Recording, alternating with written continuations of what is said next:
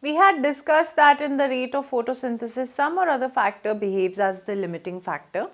Now, we are going to talk about the various factors which can affect the rate of photosynthesis. So, we have 7 different factors. What is their role in affecting the rate of photosynthesis that we are going to see in this lesson. Before we start with each of the factors individually, I want you to understand one term, that is compensation point. Other name for this compensation point is threshold value. Okay. Now, what is this compensation point or threshold value in context of these factors? See, at this compensation point or the threshold value would be that value of a particular factor where there is no exchange of gases taking place. Alright, supposedly we have a leaf, green leaf, that is being illuminated, that is being provided by all these factors.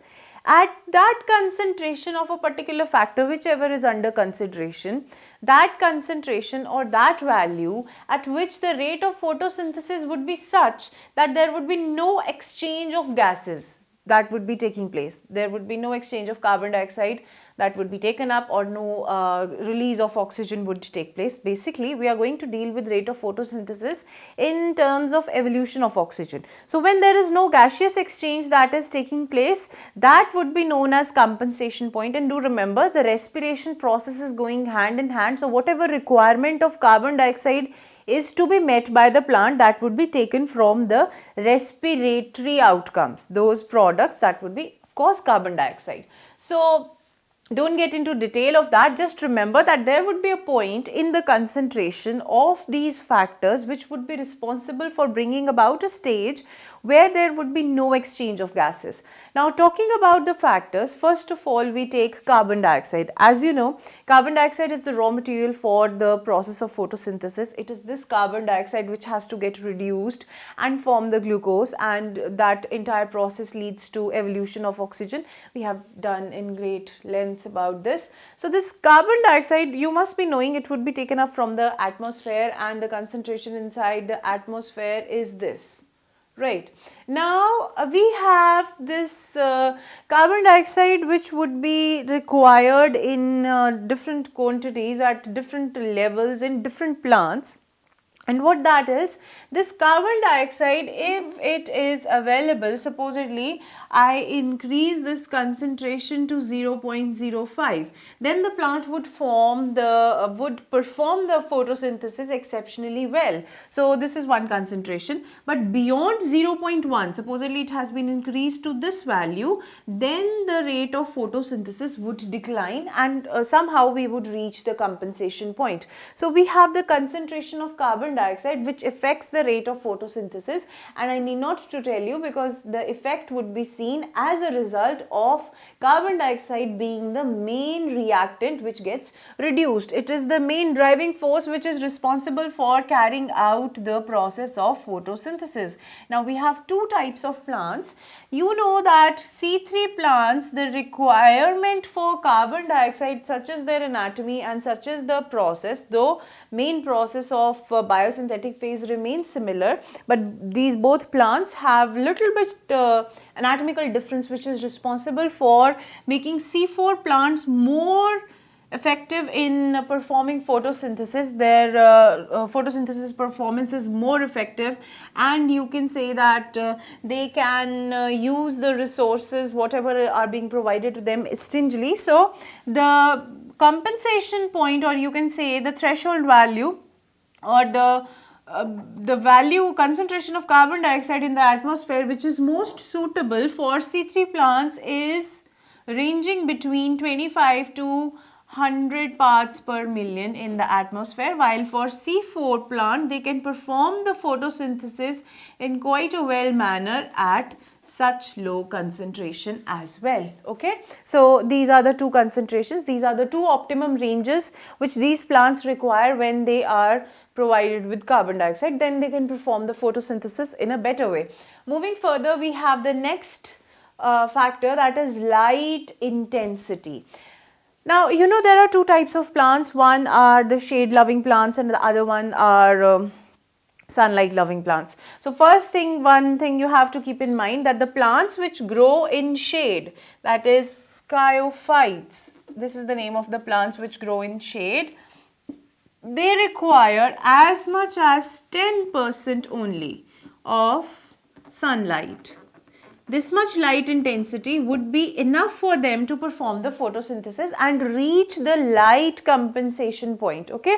And while we talk about heliophytes, those plants which are prone to grow in abundant sunlight, they would be easily classified as C3 and C4. So C3 can take up as much as 50 to 70% of sunlight, and C4, you would be surprised to see, as much as 200%. They have adapted so well anatomically, not morphologically. These C4 plants, they have so well adapted, they are so well adapted anatomically to take up all the shortcomings which were met by these C3 plants in terms of increasing their rate of photosynthesis, so that they can perform the photosynthesis in a much more efficient way. So we have that while the skyophytes would need 10% of sunlight and reach the compensation point, the heliophytes, those which grow in sunlight, they would be broadly categorized in C3 and C4. C3 would need 50 to 70% of the light, coming sunlight insolation, in order to carry out the photosynthesis. It would increase if this value is increased gradually, and they would reach the light compensation point. Same would be in the case of C4, but over here, so much is the efficiency at the anatomical level that 200% of sunlight, if it is provided, that also can be utilized, and the plant will not undergo solarization. Now we have a term over here. What is solarization?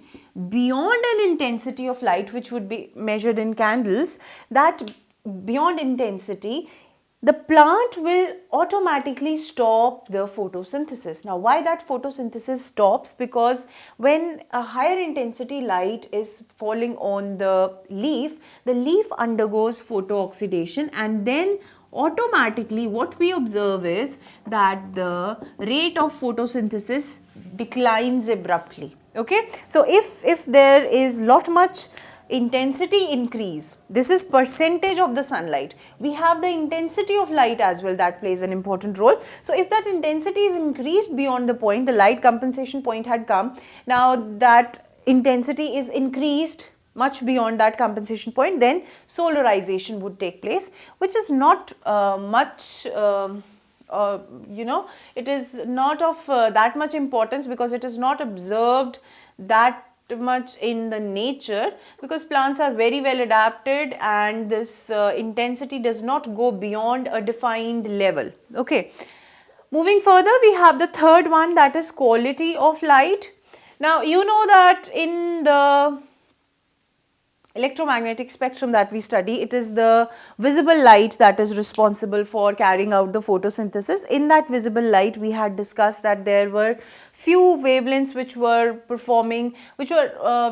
capable enough of having a high rate of photosynthesis, and it belonged to the region of red and blue light. So we have the quality of light that affects the rate of photosynthesis. Again, another point. Then we have one more factor, that is duration of light. If the plant is illuminated non-stop with a source of light, it will continue performing photosynthesis infinitely. Okay, you are not going to see any decline in the rate of photosynthesis if the duration is increased. Supposedly you had illuminated a plant for 4 hours, the photosynthetic rate would be similar. If it is increased to 5 hours, then also the duration has increased, but the photosynthetic rate is not changing. You are going to see any change, if possible, after 6 days. As many as 6 days would be taken as the time consideration for understanding that dip that would come because of the duration of light. So duration of light has always a positive effect, and it helps in continuous photosynthesis. Moving further, we have temperature. Now, what is temperature? What is temperature's role? You need not to know what is temperature. What is the role of temperature in the rate of photosynthesis? First thing that you have to keep in mind is that the photochemical phase that was in the beginning that we had talked about, the light reaction basically, which involves enzymes, but which involves that photon excitation and excitation of the electrons and the rest of the processes, Hill's reaction, that is not affected much by temperature. What is affected by temperature is the biosynthetic phase. Now, you know, the biosynthetic phase had so many enzymes, it was so difficult for you to learn those name of enzymes. So that involvement of enzymes, and as you know, enzymes are very temperature specific. So the change in temperature would bring the change in the rate of photosynthesis. If the temperature is increased, then there is bound to be, there is a possibility that the plant's rate of photosynthesis might decline. It would go in the same manner as we had studied in the law of limiting factors, that initially would, if you increase the temperature from 0 and move it further and further, the rate of photosynthesis would increase, but beyond a level the rate of photosynthesis would decline. Okay, now for this also, in the case of temperature, pay attention, we have different temperature ranges of optimum photosynthetic rate for both C3 and C4 plants. While in the case of C3 plants, you have 10 to 25 degrees Celsius as the temperature optimum, where the plant shows the maximum rate of photosynthesis. The C4 plants, they go way beyond, and the temperature optimum could reach between 30 to 45 degrees Celsius. These are the temperature ranges of C3 and C4 plants. Now, a question might come in your mind that why it is that this case is lower and this is quite higher. Again, whenever there is any chance of a question that is being asked, that what is the main distinction that C4 plants are so effective in photosynthesis, do remember that it is the rubisco that has been hidden. And in the case of C3 plants, if the temperature goes beyond this rubisco ditches the plant and it goes with oxygen and it leads to photorespiration. We have discussed it. So you have to remember that this rubisco is going to become more oxygen prone, and that means its affinity for oxygen increases if the temperature increases, and that leads to photorespiration. That is why these plants have kept the temperature optimum between this range. While the C4 plants don't have such problem where the rubisco is going to ditch the plant and go with oxygen. So they have the temperature range maximum between 30 to 45 degrees Celsius. That is the best way to tell that temperature has the effect on photosynthesis. Okay, that is why these are more efficient. Then we have another factor, that is oxygen. Though oxygen is believed to have minimum effect on the rate of photosynthesis, we have a term over here that you have to remember, that is Warburg effect. Name is sounding quite amusing, that it must be very great effect that we are going to study, but simplest, that when the concentration of oxygen is quite high, the rate of photosynthesis would decline. This is Warburg effect, which says that if the oxygen concentration is very high, the rate of photosynthesis would decline. But do remember, this concentration high and effect on photosynthesis rate is at quite high concentrations, which will not be possible for Earth to have it in its atmosphere. So we do not consider it as a great factor which influences the photosynthesis. Again, the effect is similar, that rubisco comes and has the affinity more for oxygen, and its carboxylase activity is almost reduced when the oxygen concentration is quite high. The last one is water availability. Again, over here you know that water's intake is required because it is the water molecule which breaks down, but that does not have much effect because that quantity is bare minimum that is required.